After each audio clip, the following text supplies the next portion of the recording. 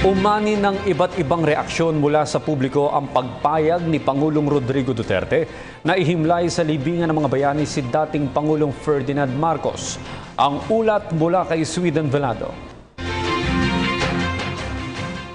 Hati ang reaksyon ng ilan sa ating mga kababayan hinggil sa nalalapit na paglipat ng mga labi ni dating Pangulong Ferdinand Marcos sa libingan ng mga bayani.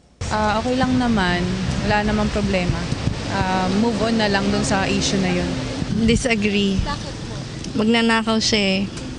Okay lang po dahil bayani naman po siya. May magandang nagawa po naman po siya sa atin. I disagree. I don't consider him a hero.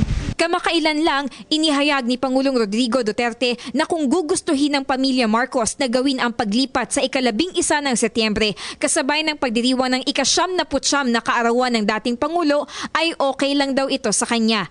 Sa isang Facebook post, nagpaabot ng pasasalamat kay Pangulong Duterte si dating Senador Bongbong Marcos habang sa kanyang Twitter account ay tinawag niyang healing gesture ang desisyon ni Digong. Samantala, ayon sa isang kongresista mula Ifugao, hindi pa ito ang tamang panahon para mag-move on at bilang isang martial law baby na mulat sa mga naging irregularidad at pang-aabuso sa karapatang pantao sa ilalim ng rehimeng Marcos, mahirap aniyang makalimot. Siguro mas mahalaga yung legacy niya sa martial law eh.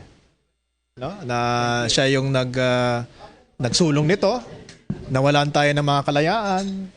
Maraming mga nakulong, napatay, na-torture ng mga aktivista, mga human rights defenders, at saka yung pangungurakot. Ito rin ang pananaw ni Senator Francis Pangilinan na sinabi sa kanyang Facebook post na ang paglibing sa isang magnanakaw sa libingan ng mga bayani ay mas lalo lang paghihiwalay-hiwalayin ang mga Pilipino sa halip na pagkaisahin. Bukas naman si Pangulong Duterte na bigyan ng permiso ang mga tututol nating kababayan na gumawa ng demonstrasyon sa mga kalye kahit isang buwan pa.